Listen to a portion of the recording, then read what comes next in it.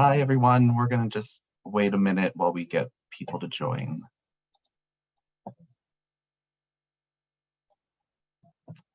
Welcome, welcome, everyone. We're just waiting for people to sign on, and then we'll start in a second.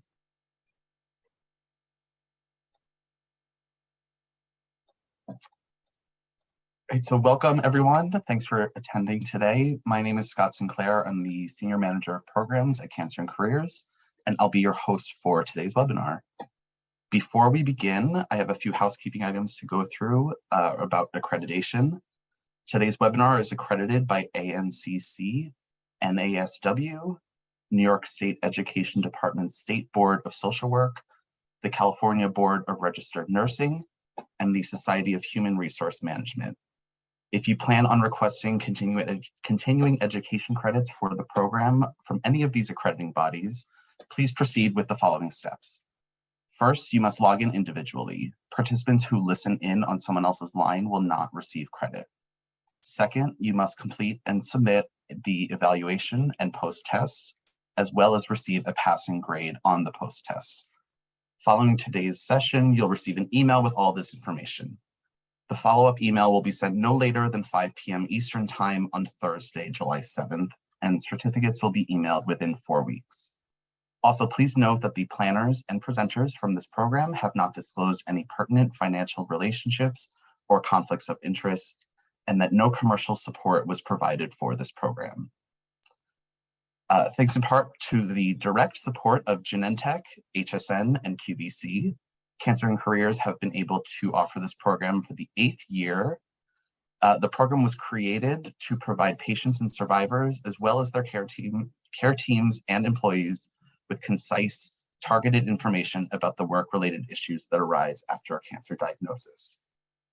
Additionally, we'd like to recognize Cancer and Careers' year-round sponsors who support all of our core programs and allow us to continue providing all resources and services free of charge.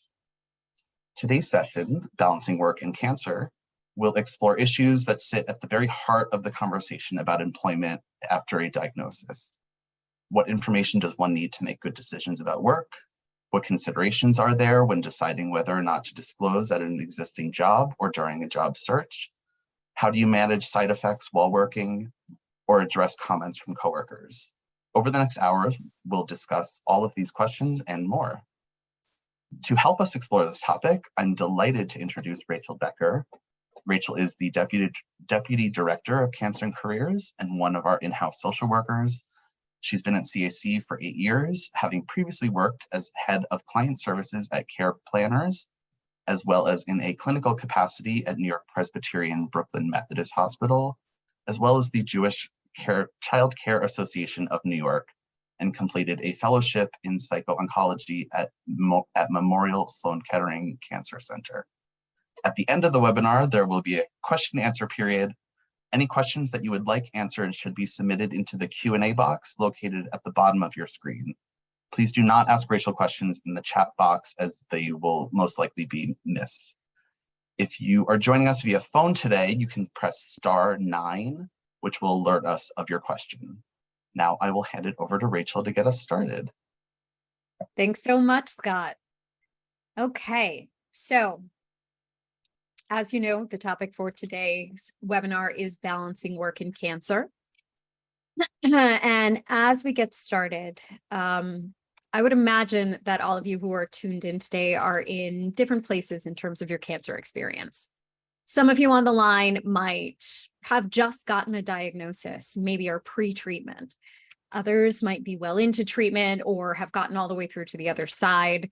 We may have healthcare professionals, employers, caregivers, friends, and loved ones. Maybe you're even a coworker of someone who has received a diagnosis in your workplace. But wherever you are in terms of your own story and your reasons for joining us today, you can probably relate to the idea that for most people, the questions around how work factors in after receiving a diagnosis become really important. And it can be challenging, overwhelming even, to look at the big picture of how life, including your job, are going to continue when you're also focused on addressing a health crisis. All of those unknowns can feel very understandably concerning and overwhelming. And it's important in these moments when feeling this way to acknowledge the reality of what's going on and know that it's okay to be having a lot of feelings, and then to start to isolate and answer some specific questions so that you can start to have more of a sense of feeling in control and illuminate what the best path forward for you is going to be. And when it comes to balancing work and cancer, there are two overarching questions that can really be a great jumping off place to start to figure out what your path is going to be. And those questions are, first, how important is work to you personally? And then the second is, what information do you need to have, perhaps physically in front of you, in order to make a good decision about work? And again, this consideration might happen when you're newly diagnosed and trying to create your initial roadmap through a landscape that includes work. Oh, excuse me, a little trigger happy with the mouse there. As I was saying, so these considerations might be made when you're newly diagnosed and first starting to make decisions with that initial roadmap that includes work. But these are also questions that you may be asking yourself throughout your treatment experience at various different points, into your post-treatment experience as well, because as you continue to figure out what is realistic and what is comfortable, and of course to identify what your specific preferences are when it comes to working. Now, from there, numerous other questions start to arise. The first, of course, is thinking about how treatment may affect work and schedule. So are you going to need time off for surgery or for chemotherapy or radiation? What might that look like? How can you plan for that strategically so that it works well with whatever is happening for you in terms of your job, not just what you need to do for your job, but maybe things that you want to do. Think about where there might be periods of productivity versus periods of fatigue. For example, do you know that you're likely to have an immediate set of side effects that show up from your chemotherapy treatment? If that's the case, maybe you try to schedule those to happen on a Friday so that the weekend is right there, that you can take time off and recover.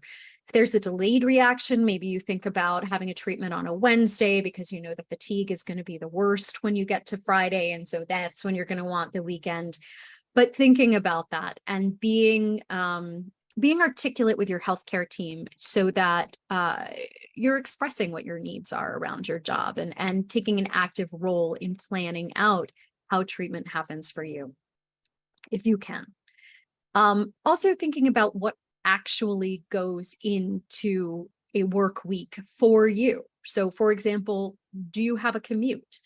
If you are somebody who works a 9-to-5 job, but you have a 90-minute commute in both directions during rush hour traffic, that, 9-to-5 workday is actually 7:30 a.m. to 6:30 p.m., which is 11 hours. And so is that something that you're realistically going to be able to continue to do as the side effects of treatment continue to build, which they do often for people?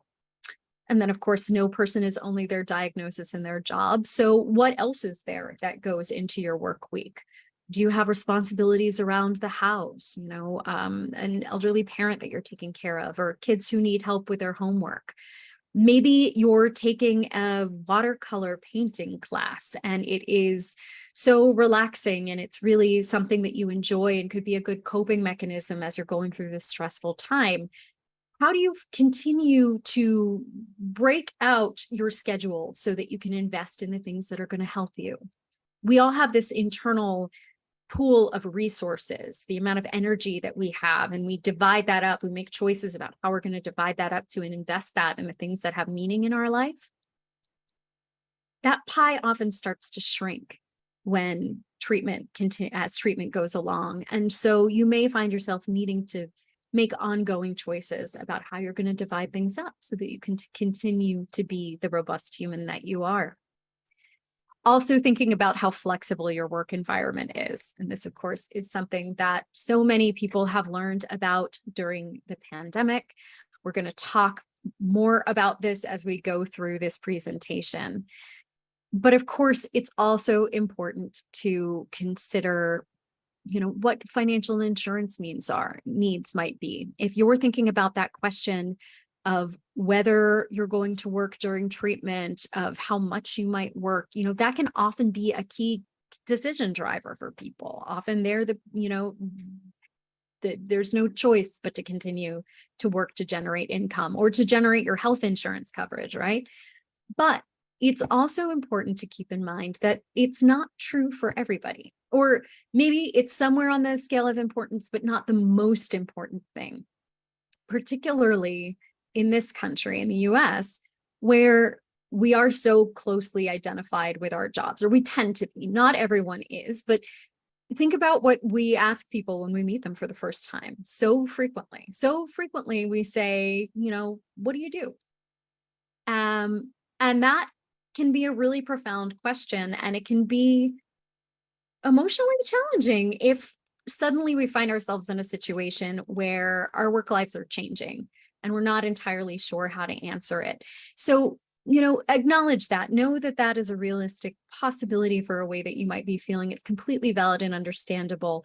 And also keep in mind that talking to your healthcare team about how you feel around this can be really helpful. They can help you come up with some strategies for taking care of yourself emotionally during this time. Now, you'll remember on the last slide, I mentioned gathering information as an important component. And this slide breaks down into 3 buckets, the types of information that you might want to collect. So the first, of course, is medical and treatment details. We already talked about that a little bit on the last slide, getting information about recovery times and so on. That, of course, is best gathered from your healthcare team. The second bucket is workplace information. So this is going to include details like leave and insurance policies, again, pre-existing flexibility options. And then the third bucket has to do with legal fact finding and getting some information in advance about laws that you might be entitled to in your workplace. And we bring this up not because we think a situation is likely to become litigious at work, but rather because, as I mentioned, there are workplace laws that often provide protections. We don't tend to think of laws in that way in this country. We often think of laws as things that might be a little bit scary, that we want to stay on the right side of. Can definitely be challenging to think about, we don't, for many of us, to think about the law coming into play in our workplace. But one of the things I want to do today is kind of cut through that and help you start to see one law in particular as providing tools, that can be very, very useful, often the critical factor in helping you decide whether or how working through treatment is going to come together for you. So that key law that I want to talk to you about today is the Americans with Disabilities Act. And again, my goal here is to give you a little background on the ADA, so you know that it is something that can be looked into further based on your own situation. And I also want to quickly mention that I am not an attorney. As Scott mentioned, I am a social worker. I do have an understanding of what the law is and how it works, but if you have specific questions, we always encourage you to reach out to a legal expert to find answers about how the law may or may not apply for you as an individual. And if you are curious about how to find someone, you can reach out to us at Cancer and Careers, and we can put you in touch with some free legal resources. So back to the law. To start with, the ADA is a federal law. So that means that it applies in all 50 states. And the part that is relevant to work comes from Title I. And like all laws, it has certain requirements that must be met in order to use it. So in broad strokes, those requirements are, first, that your employer must have a minimum of 15 employees for the law to apply to them. You must have the necessary skills, certifications, and qualifications to do the job, and your disability must meet the criteria determined by the ADA. And if you meet all of those requirements, the ADA protects you from discrimination. It may also provide access to reasonable accommodations. We're going to talk about reasonable accommodations later on. And again, this is just a quick overview so that you are aware that the ADA is something that you may want to consider. Also important to note that you may be further protected by fair employment laws that exist in your state. So also helpful to take a look at those. And again, if you're interested in learning more, if you're interested in contacting a legal professional, you can reach out to Cancer and Careers and we will help point you in the right direction. Now, before we move into our conversation about actual physical workspaces or virtual workspaces, so many of us are in virtual workspaces these days. But I want to talk about broadly about the online space and specifically about the way that the role that it can have in thinking about disclosure in a workplace. So at Cancer and Careers, we often hear from people who have received a diagnosis about the role that the internet is playing in helping them through whatever experiences they might be having. For many, it creates a sense of community, a way to feel better in the moment, but it can also create a written record of information that may be difficult to get rid of. And I want to be clear that I'm not saying never post anything online, since it can actually be good to have an online presence, but rather it is important for everyone to have a strong understanding of the virtual landscape in order to make informed choices about how their story is being presented online. And this is in part because we know that hiring managers and current employers, both of them, Google their prospective candidates and the people who work for them, respectively. This is not necessarily done to find something negative. It's often done to confirm something that, well, in the case of hiring managers, it's often done because they like a candidate on paper, they like how they look. Maybe they had a good interview and they want to find out more information about them. In the case of managers, it's often done because they want to better understand the people who work for them as people so that they can have more human moments rather than just be seen as a supervisor. But regardless of what the intentions are, of course, Googling someone can lead to the discovery of information that that person might have preferred not be made public in the place where they work. And so at this point, some of you are probably asking yourselves, well, but what about privacy settings? I mean, I set my Facebook account to private. Doesn't that mean that my account is protected? And that is a great question. So what's important to think about when it comes to the major social media sites like Facebook and Instagram and TikTok is that there's certainly steps that can be taken towards, there certainly are steps that have been taken in recent years towards strengthening privacy. And since I started at Cancer and Careers 8 years ago, some sites have even gotten better about communicating what the privacy realities are within those platforms.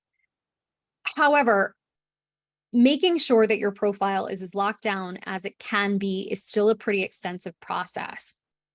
There's also complexity, like if you think about something like Facebook, there's complexity in terms of what happens when friends tag you in posts or if they repost something that you shared initially. And then it's also key to know that official privacy policies for these sites are ever changing because the way that they make money is by selling data to advertisers. So they're always updating the rules in order to be able to make new deals and continue to operate without us having to pay for them. So essentially, what we recommend is that you check privacy policies on any website before posting, whether it's Facebook or a blogging website or a chat forum. But the upshot here is that privacy settings do not guarantee Fort Knox level protection. Now, with that said, there are some online platforms that can be more secure. We've got 2 of them listed on this slide. My Lifeline and Caring Bridge, which I'm guessing that many of you are already familiar with, if not all of you. For those of you who don't know them, they're specifically designed for people who are going through a health-related experience to communicate with their friends and family members and the people they invite in, and they tend to be more protected than mainstream sites. There are a few steps that need to be taken in order to lock them down as much as they can be.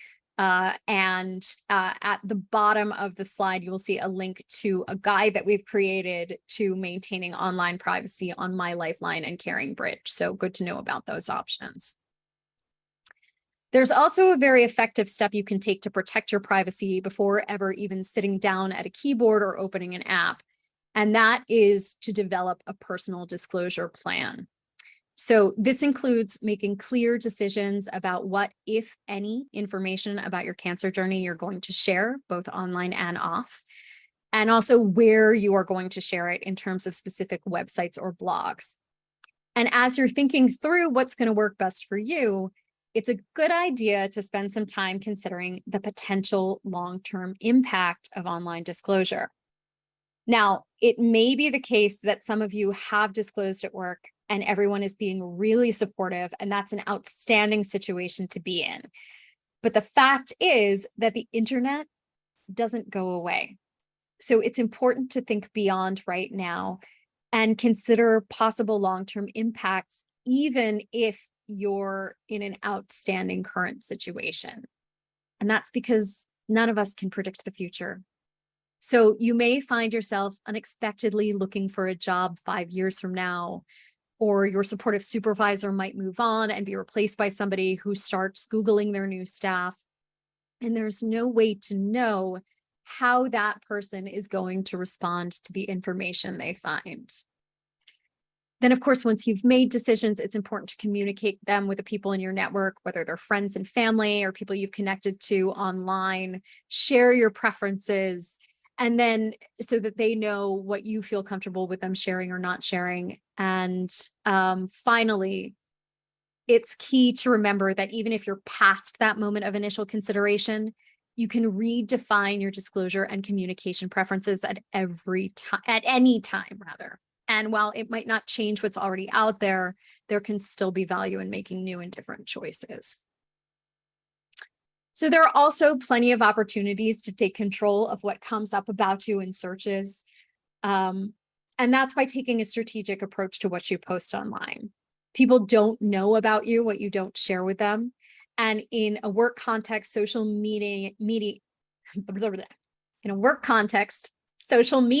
is a forum where you can not only tell, but also show people who you are as a professional.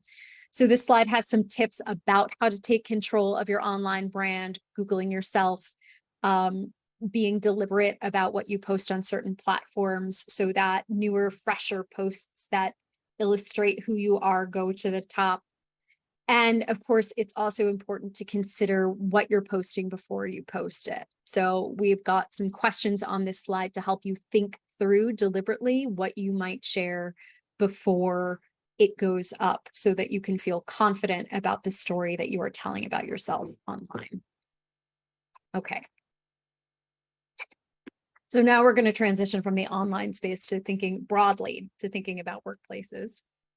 And I want to start by showing you some data points, which are drawn from a survey that we did in 2021 with Harris Interactive. And we do this poll every year, every other year, because we think it's really important to hear directly from people who have lived the experience of work after a diagnosis.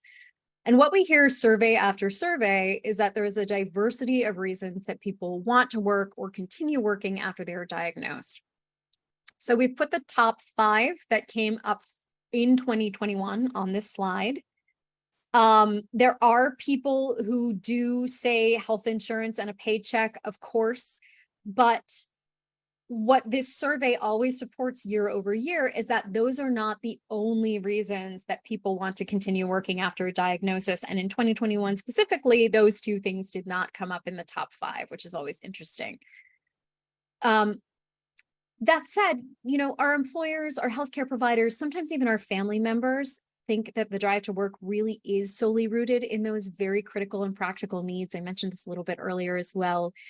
But we do know that it is so much more than that. The drive is so much more than that. And when we don't account for the wider range of reasons that people need to and want to work, we miss out on things. And then I also want to call to your attention that at the bottom of this slide, you can see that the people that we surveyed in 2021, a very high number of them indicated that working during treatment helped them to cope, or it helped in their recovery. It aided in their, oh, I'm sorry, we have a different one here. I apologize, my talking points don't line up with this. Sorry, they agreed that work helped them to cope and that it was critical to their recovery. That was how this was phrased. So again, really speaking to the idea that there is value in work beyond the paycheck. So if this resonates with you or someone that you know, we offer for you that you are not alone. They are not alone. Now, this is a question that we get asked a lot at Cancer and Careers. That, do I have to share the news of my diagnosis at a workplace? And it's very understandable that people are often confused about whether or not there is a responsibility, a legal responsibility to disclose and discuss their diagnosis or treatment plan at work. So you're wondering if whether or not you have to share the news of your diagnosis. You should know that although there can be exceptions, in most instances, there is not a requirement or an obligation to share your details about health or health history with an employer, nor can they ask. Again, this is in most instances, there can be exceptions. However, many people, despite this, do decide to disclose for a variety of reasons. Oops, I'm so sorry. There's a wheel on my mouse and I keep hitting it with my finger and it keeps making the slides go faster than I want them to. So you may want to ask yourself whether there are any legal benefits to disclosing. So again, accessing something under the ADA might be a good example of a reason why you would have to disclose perhaps some information. There also might be an interpersonal benefit to disclosing. So for example, some people are sharers. It may feel really unnatural not to say anything. Other people feel completely the opposite. And of course, this is a spectrum. So people may feel somewhere in between. But the point is that you want to evaluate how you feel about sharing information when you're thinking about whether or not you want to. There may also be practical benefits to disclosing. So for example, if someone has been working hard to improve their performance after getting a bad review at work, they may want to share what's going on with their supervisor so that that supervisor doesn't have any concerns that they're backsliding. So for example, if you're experiencing fatigue or perhaps trouble focusing, talking to a supervisor and saying, hey, just so you know, this is why this is happening, can help to really put some context around the circumstance. There are some other things to consider under the umbrella of disclosing in a workplace. And when we think about whom to tell, the culture or how to tell, or all of these questions, some things to think through. So the culture of the workplace might factor into your decision making. There are some people for whom their coworkers are like a second family. They are always sharing stories about grandkids or pets. If this is you, if this sounds like your workplace, you may feel very comfortable disclosing in a way that is very open and upfront. You might have no hesitations about sharing the news. Conversely, some people work in very buttoned up environments that are strictly focused on work. Maybe they're very competitive corporate environments, and you may decide that you don't want to share anything or only share information if it becomes relevant. You may also want to think about whether anyone in your workplace has gone through something similar. So maybe you don't know of somebody who specifically went through cancer treatment, but perhaps there's someone who went out on maternity leave, or somebody who has an aging parent and you know that they pop out to take them to appointments or sometimes, take a day off. How has that gone? What kind of flexibilities did the workplace provide for them? How is the information received by managers, by others members of the team? If you know that information, you might not, but thinking through what others in your environment have experienced can be a helpful way to strategize what your specific approach is going to be. Now, when we go to that question of who should I tell, it's going to vary depending on you, depending on your specific circumstance. Important to know that you may have to have more than one disclosure conversation. So keep that in your head as you're planning out how these are going to go. If you can start with the person that you feel like it's the easiest to talk to, that is often a good decision, because that first conversation, putting it outside of your head and into the world, can often be the most challenging one. So if you can, if that option is available to you, we recommend that you take it. The supervisors are often the person that someone feels the most comfortable disclosing to, because we talk to our supervisors frequently. They are the people who understand our workloads. They're the people who can help us come up with plans for how work might be redistributed or what the time off schedule is going to look like, et cetera, et cetera. But it's important to bear in mind that not all managers are trained to be managers. Very often we hear from people in our community who sit down with their supervisor to have a conversation, and it turns out that both of them are having that conversation for the first time. And so the person with the diagnosis then feels like there's a burden on them to educate their employer about what cancer is, what treatment is, things along those lines. Often they may not even know what protections are available for the employees. So to help with that, Cancer and Careers has created a manager's toolkit. It was based on requests that we got from people in these circumstances. And so there is a link at the bottom of the slide for you to download that. It can be helpful to carry that in to those conversations, hand it to your manager and say, hey, this may be useful. And thank you, Tiffany. We think the manager's toolkit is awesome too. So for some people, talking to their supervisors is going to be out of the question. Maybe they don't have a good relationship with that person. It may also be the case that you're in a workplace where there is a requirement for you to go to HR to first start having these conversations. So always a good idea to figure out if that is the case in your workplace. If you have an HR department, not everyone does. We don't at Cancer and Careers, for example. HR departments can be a font of information because they understand employer policies. They may have experience with others who have been in similar circumstances, but we also know both anecdotally and through research that there can be hesitancy towards HR as well. They straddle a complex line in terms of both protecting the company and administering benefits and enforcing policies. So that is something to keep in mind as well if you're thinking about going to HR. But perhaps the most important thing to mention in any of these conversations, regardless of who you're having them with, is the idea that treatment is going to be fluid. You want to aim to help others understand that whatever it is that you're sharing today is what you know today. They may not apply next week, it may not apply next month or 6 months from now, and it is likely to be an ongoing conversation. You want to try to avoid giving your employer the impression that anything is set in stone, because trust me, it can be very uncomfortable to have to walk back promises that you made early on before you knew how things were going to play out. It's a much safer option. It sets you up better for the unknown if you come out of the gate by saying, listen, this is what I'm thinking, but we might have to revisit this later. So with all of that said, the idea of simply getting the ball rolling on these conversations is one that is intimidating to so many people, and that is very understandable. So on this slide, we have a couple examples for how you might start a conversation. I'm not going to read them, but overall, important to think about as you're planning the language that's going to work for you, that's going to feel natural coming out of your mouth.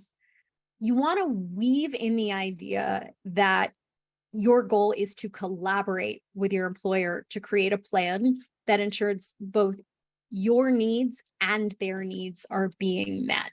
That's going to help the conversation go much more smoothly.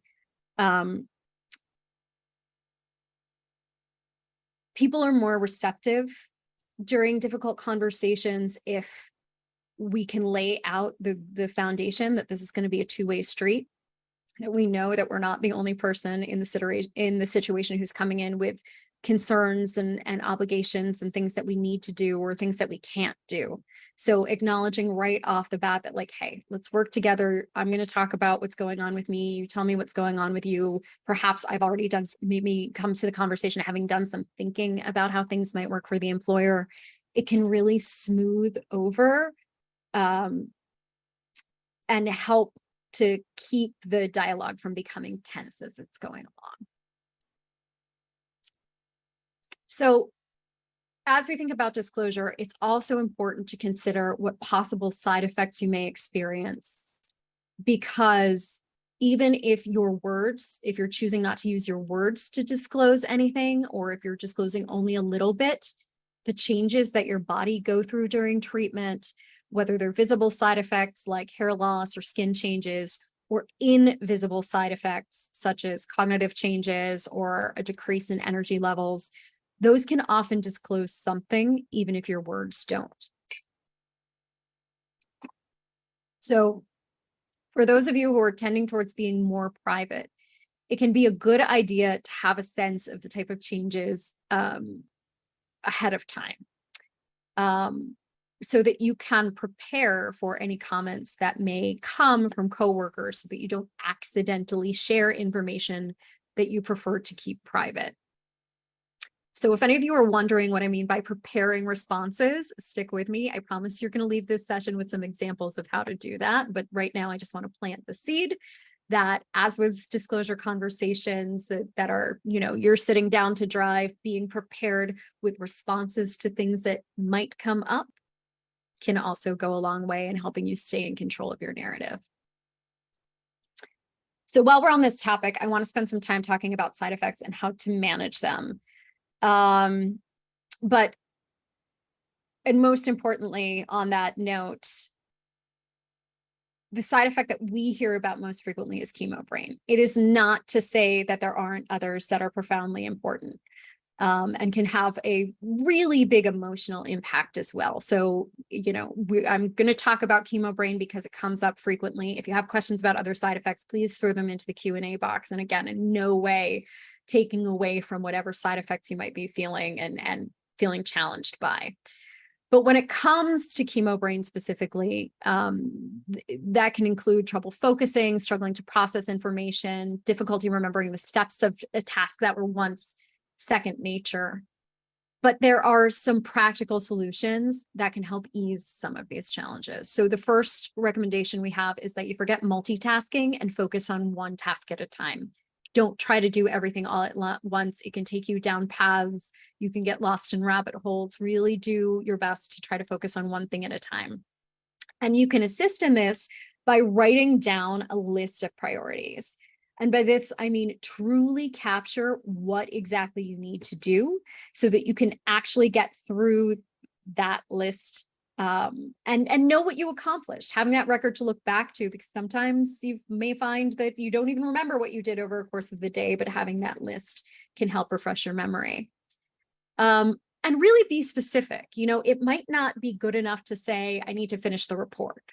What does that actually mean, right? Say pages 10 to 12 still need to be proofread. John from accounting needs to take a look at the chart on page 17, and then I need to do X, Y, and Z. Break it down.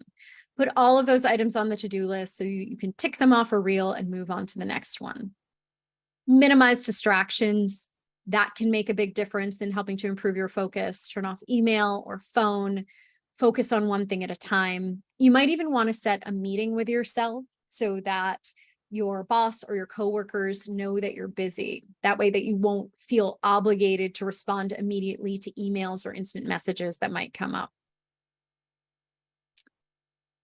Rehearsing presentations, rehearsing conversations, keeping your workplace free from clutter. So if you work at a desk, believe it or not, having piles of things everywhere, that can actually draw your focus, and it can prevent you from being able to concentrate.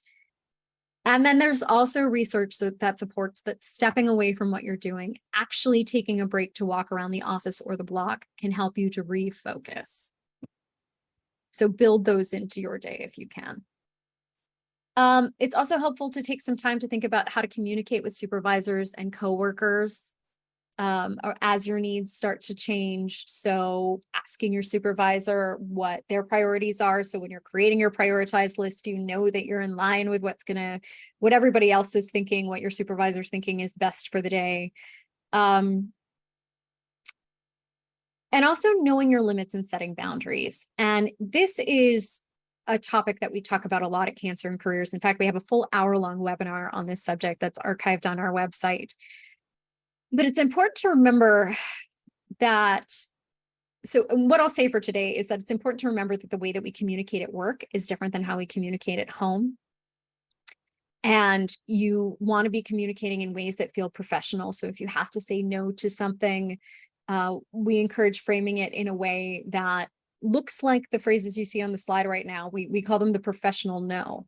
And it doesn't necessarily mean acknowledging the cancer specifically, right? We're all human. Everybody who works is human, and humans all have limitations. And so this is actually a great skill for everyone to have, but perhaps even more so if you're going through some sort of experience, such as a cancer diagnosis.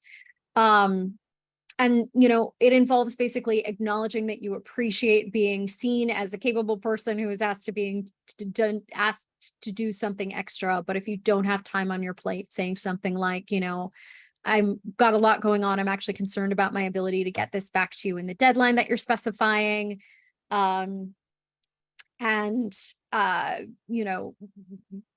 even also throwing in there that, think of me in the future. I'd love to be considered again. But again, it's about keeping it professional, keeping it light, and knowing that all humans have limitations, and all humans need to say no sometimes, regardless of what their health status is. Okay, so as we think about some of those challenges, I want to start now to talk about reasonable accommodations. And essentially what these are, we mentioned them a little bit earlier when I was talking about the ADA, and they are modifications to your job or schedule or to the environment in which you work that makes it possible for you to perform your essential duties. And we're going to go over a few examples now to show you how reasonable accommodations work generally, so that you can be prepared to identify if they will work for you. And again, remember, I'm not an attorney. This is all just to get you thinking. So our first example is a woman that we met at Cancer and Careers a few years back. She was a social worker, and she truly loved her job, and work was a really big part of how she was coping with her treatment. However, as that treatment went on, she found herself becoming increasingly nauseated, incredibly nauseated when she was at work. And of course, that's not an unusual side effect of treatment, but what was unusual was that she did not feel that way when she was at home in the evenings or on the weekends. It was only during her work hours, Monday through Friday.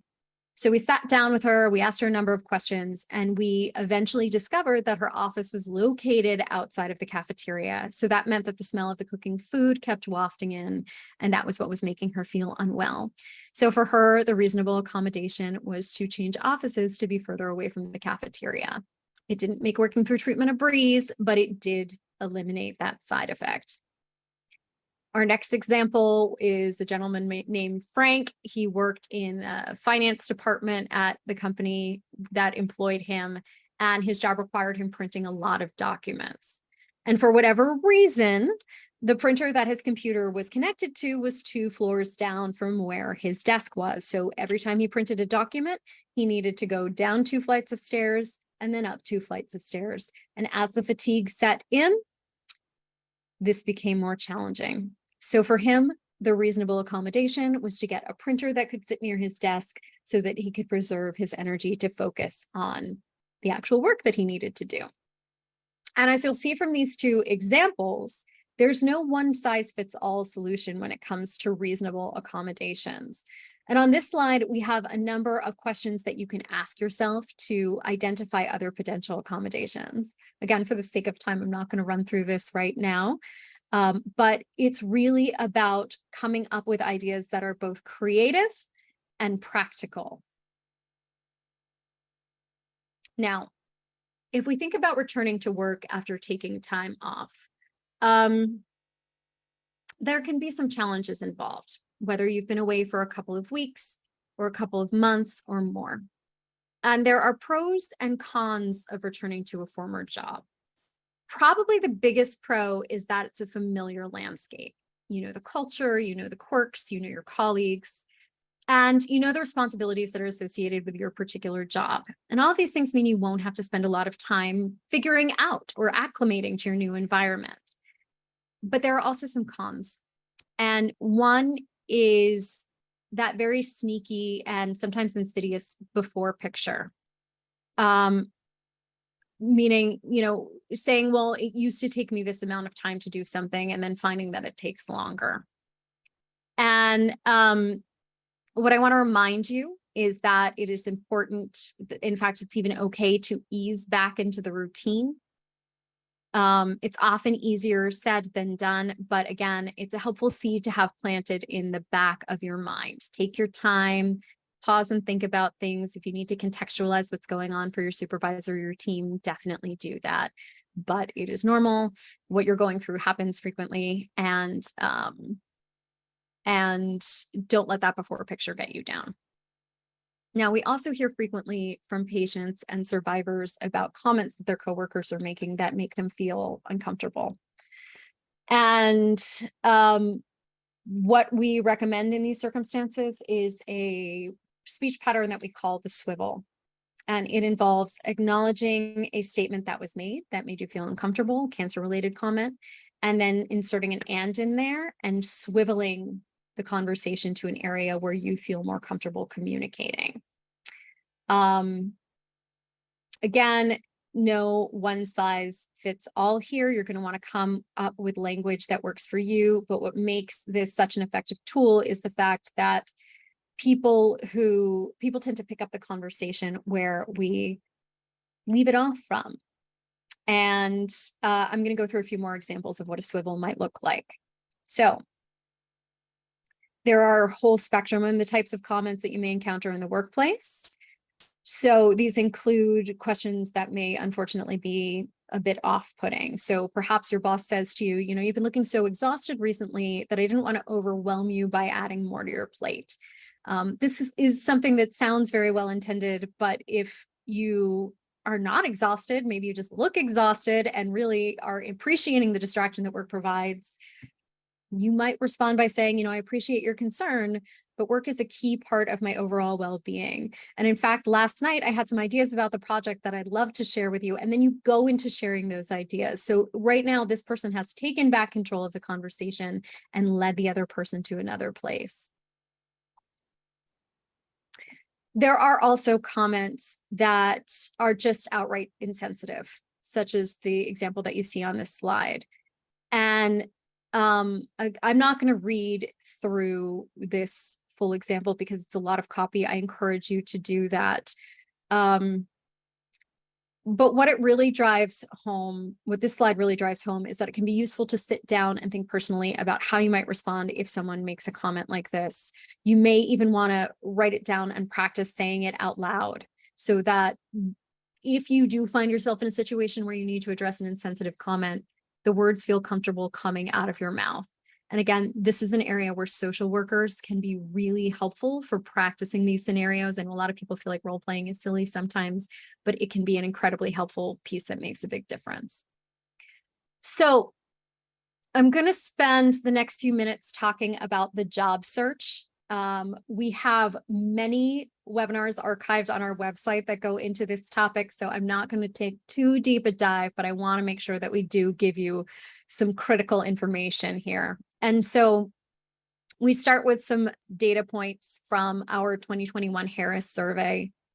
And what you can see at the top of the slide are some points from patients and survivors who are looking for work. And what they really do, these findings really validated the fact that there are concerns, that people have concerns about looking for work after cancer. And then when we look at the bottom of the slide, we have some external research that shows that those concerns, we know that there is a foundation for them. In a study with fake cover letters, it was found that people who disclosed a disability or a cancer diagnosis had a lower chance of being called in for an interview than people who did not. And so I'm sharing this information with you not to scare you or to paint a negative picture, but so that you have the information in the back of your mind. Because again, we want you to be the savviest candidate that you can be during your job search. So you want to make strategic choices. I've certainly spoken with people over the years who have disclosed something about their cancer status during a job search and they've still gotten hired. I'm not saying never do it, but you want to be informed and you want to make sure that you're making smart choices. Job searches, overall, they're up and down experiences. They can feel scary regardless of who you are, regardless of what you've accomplished in your life, regardless of what your health history is. But strategy can help to balance out some of the emotions. Sometimes when we're feeling too much, the antidote to that can be thinking and planning. And so that is something I want to encourage you to do, to make strategic choices. But again, talking to social workers, talking to the people around you, getting those feelings out can also be profoundly helpful. There are also some things to consider if you are searching right now in the current reality of our pandemic. So besides practical questions like which companies are hiring, what jobs are available, you may also want to think about safety measures and policies that employers have in place if exposure is a concern for you. It's going to likely be unique to your situation. So think about what you're comfortable with. Talk to your healthcare provider about anything that is specifically concerning to you. And then, of course, do personal gut checks as you're going along about what you're hearing from potential employers.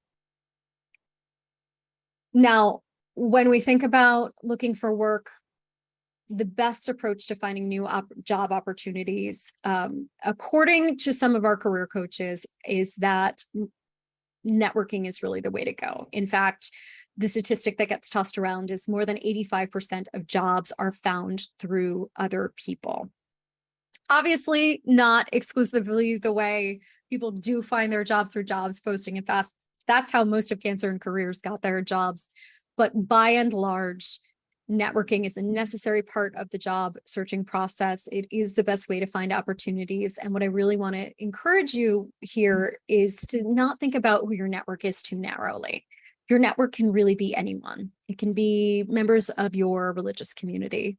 It can be your dentist. It can be the person that you always find yourself standing behind in line for coffee at Starbucks every day.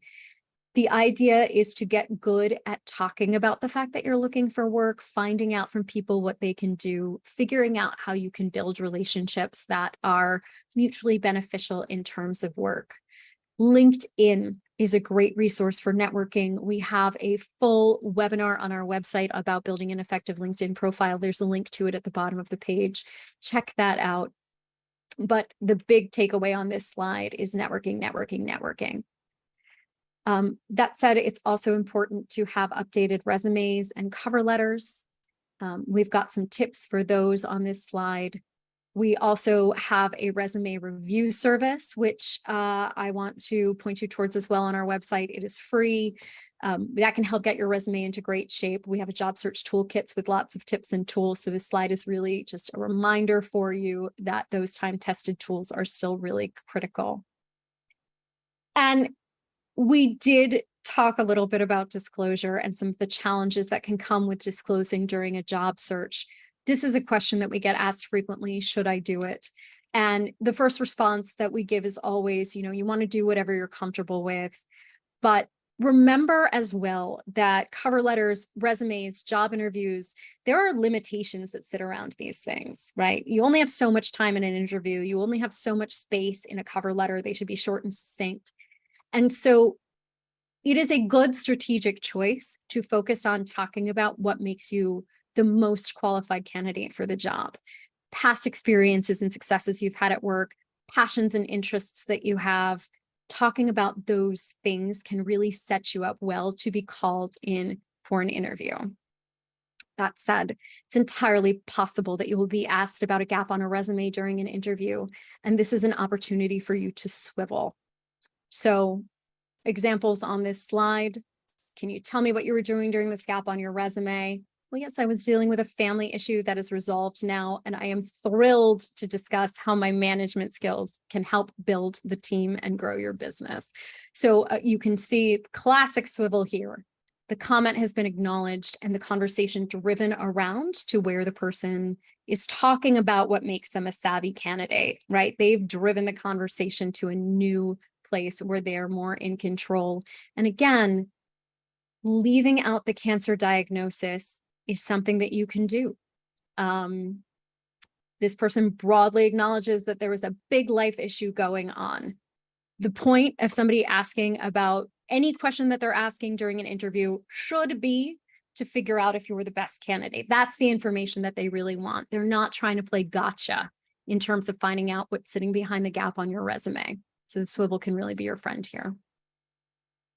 And then, of course, it's important to research an employer before you go in for an interview. And this is not just so that you can talk about why you're such a great candidate for the job, but so you can have an understanding of who they are, maybe what kind of benefits are available. And you might find that out by, asking someone that you networked through to get your interview. Maybe go to glassdoor.com and see what employees are saying, or if someone is tweeting about what their experience is in the workplace. Getting hired for a job is often like walking into a long-term relationship. And so you want to have a sense of who you're making that commitment to. So do the fact finding about what benefits you might have access to. Do you have protections under the ADA because we know the employer is big enough, et cetera, et cetera. Those are the kind of questions you want to be looking into.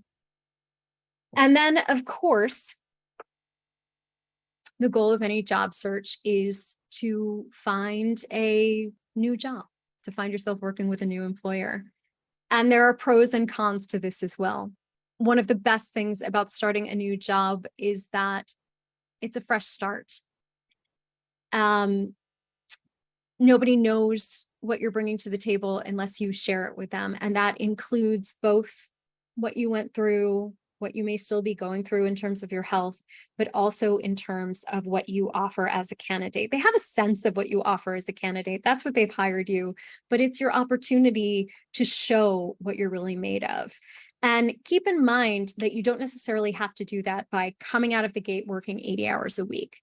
Showing who you are as a person goes a long way as well. Ask good questions. Get to know your coworkers as human beings and show them that you're a delight to be around, that you're a contributor, that you're a team player. Ask for feedback and integrate that feedback as you're going along. Show that you're open to learning, right? Open to growing. And keep in mind that employers hire the candidate that they think are best for the job. They don't hire people with the hopes of watching them fail. They are invested in making sure that you are successful in your job. So don't let the voice in your head convince you of anything else, and really take advantage of the opportunities that are available to help you do a better job. So I'm going to turn this over to Scott for Q&A, to lead us into Q&A and through some last slides quickly, because I know we're running long on time. Thank you, Rachel. That was so insightful and informative, and I hope everyone's getting a lot out of this today. Before we go to Q&A, I just want to point out a few upcoming events we have here at Cancer and Careers. We have webinars throughout the year, once a month in this series. We're also starting a new Spanish language Ask the Expert series, which will be 4 moderated Q&As focused on work-related issues after a diagnosis. And those will be presented in Spanish, so we hope we can help spread the word for that. We also have our registration opened for our West Coast conference, which will be taking place on Saturday, October 22nd. And we hope you can join us for that. You'll have a lot more of this information and a lot of great speakers and panels. And then we also, on the next slide, we have some job search resources for you. You should have gotten a copy of this deck in the reminder email, but if not, just shoot us an email. We can send these to you. And then on the final slide, we have some financial resources, including our financial assistance grant program. Applications are currently paused for that program, but there's a sign up on our website that you can add your name to be notified when they open back up. And then some additional resources with employment and legal information is also on that last slide. So we are technically out of time, but anyone who wants to stay around will do a couple questions. Rachel, if you have time for us. Absolutely. So the first one I have here is, I have a really hard time putting work aside to take time for my mental health and chores. I feel so much responsibility. Any suggestions on how to draw the line? How much is too much? It's a great question. And I think it's something that a lot of us struggle with. We actually just did a session on self-care at our recent national conference. And so I will share some of the insight that got discussed there. I think the first way that you draw the line is by just knowing that it is possible to draw the line. So often what's standing in the way of us putting things aside is us believing that we actually can put things aside. And the fact is that usually the moment where you feel like you can't possibly take a break is exactly the moment where you need to.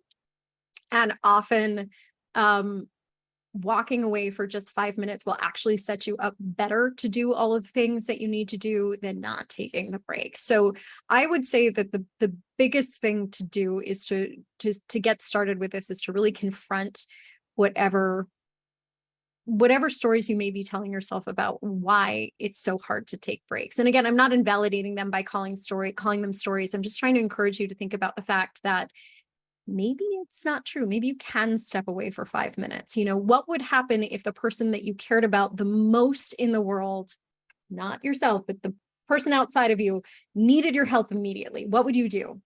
Right? And why are you not doing that for yourself as well? And so I would suggest that as how to draw the line. As far as how much is too much, that is something that and I think it is an ongoing question that we ask ourselves and muscle that we build. Like, how do we identify what for ourselves is too much, and then how do we honor that? And I look you in the eyes and say that to you as someone who does that for herself all the time. So I guarantee you there are people on this call who are also feeling similarly. So. Well, and like you said earlier, sometimes you just need to walk around the block. You need to clear your head. And, when you get into your own head, you just need to take that break to kind of reset and then start over again and have a fresh set of eyes on things. Totally. I'm also a big fan of little hacks as a break. Like, I have this lotion that smells like fresh cut grass, and putting that on and turning my chair around so I'm not facing my computer and just smelling my hands for a few minutes actually helps reset the brain too. There's so many easy things that you can do to just get a little space into your day. But it's really about knowing lines are things I should be drawing and lines are things I can be drawing. And that's how you get started. As someone with allergies, the fresh cut grass is giving me a little anxiety, but I get the point you're making. Well, but maybe lotion is your answer. A nice lavender I would go with, maybe. There you go. Lavender. Love it. Next question, and this will be our last question. If we don't get to a question that you had, please feel free to email us and we can definitely get you answers or point you in the right direction to something. But the last question here, people are always asking me how I'm doing. I feel awful consistently saying bad. How do I address the pleasantries? Yeah, so I get that. And I think, if you were sitting in front of me, we were having a back and forth conversation. I'd be curious to know why bad is always, what else is in there? Is there something else in there that, that you could say that maybe isn't bad, but also still feels true? And because there's probably a range of things it might be a little tired today. It may be, I'm trying to think what else, like, I don't know. I mean, so there could be something else besides bad if you feel like they're specifically asking you about something that's happening with your cancer experience or disclosed, and that's what it is. The swivel is going to be your friend there. Whatever you say, like it might be, I'm a little tired today, but I really appreciate you asking, how is everything with you? Or, do you have any new pictures of your new puppy? I'd love to see them, right? Like, how can you take the conversation and get it back in the other direction? The other thing that I'd offer for you is that take a listen to how they're phrasing questions, because often we impose what we think they're asking when there's a way to answer the question that's not exactly what we think where they're asking. So in case that's convoluted, because I'm hearing it, it sounds a little convoluted to me. Like if somebody says like, hey, how are you feeling? That's a question that comes up a lot. And it's a pretty benign question if you just look at the words like, hey, how you feeling, right? Often in real life, you get like the head tip where you know that they're asking about how your cancer is going, like, how are you feeling? I'm doing okay, right? But you don't have to address the head tip. You can address the words and you can say, actually, I'm a little hungry. I was about to go grab some lunch. Do you want to come with me? Or really excited about this movie or because I just bought tickets to go see a movie tonight. Have you seen blah, blah, blah, blah, blah? Whatever it is, you have the opportunity to kind of take control of what's happening there. I recommend practicing swiveling. Swiveling is an outstanding life skill. It's not just a working during a diagnosis or after treatment or whatever skill. It's a solid life skill. You go to family reunions and you get all sorts of questions from nosy relatives who care about you, but are asking the worst possible question that they can ask. And being able to swivel out of that is really helpful. So, again, acknowledge it, stick an and in there, try to get the conversation out to another place. And remember that you can be in control of your response. I think that's a great way to end today. Thank you so much, Rachel. Thank you. We look forward to everybody's feedback. You'll be getting an evaluation in your email. We hope that you will help us out by filling that out. We do take your suggestions and critiques to heart, and they help shape these future calls and programming that we have here. And once again, if we haven't gotten to your question today, please shoot us an email, cancerandcareers@cew.org, and we will get back to you with an answer or point you in the right direction there. And once again, requirements for obtaining CEs, we went over earlier, but you'll be getting an email with all of that information as well. So once again, thank you, Rachel, for your insights, and thank you all for attending, and I hope you have a great afternoon.